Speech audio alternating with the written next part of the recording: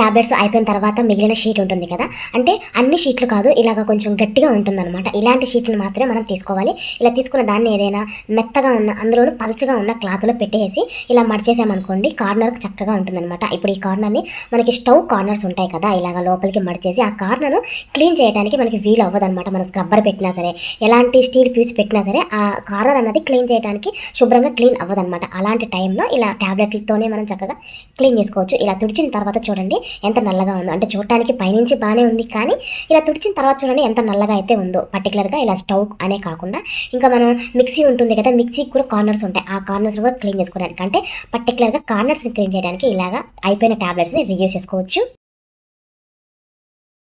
తర్వాత టిప్ కోసం లవంగాలు అనేది తీసుకుంటున్నాను. ఈ లవంగాల్ని మనం చాలా రకాలుగా యూస్ చేసుకోవచ్చు. అంటే మన పప్పుల్లో పురుగు పట్టకుండా ఈ లవంగాలు వేస్తూ ఉంటాం కదా, అదేనమాట సేమ్, కాకపోతే కొంచెం డిఫరెంట్గా. ఈ లవంగాలను డైరెక్ట్గా ఇలా వేసే కన్నా ఇలా ఒక చిన్న దండలాగా కట్టేసేసి మనం ఎందులోనైనా సరే, నేను ఇక్కడైతే పర్టికులర్గా బియ్యంలో వేస్తున్నాను.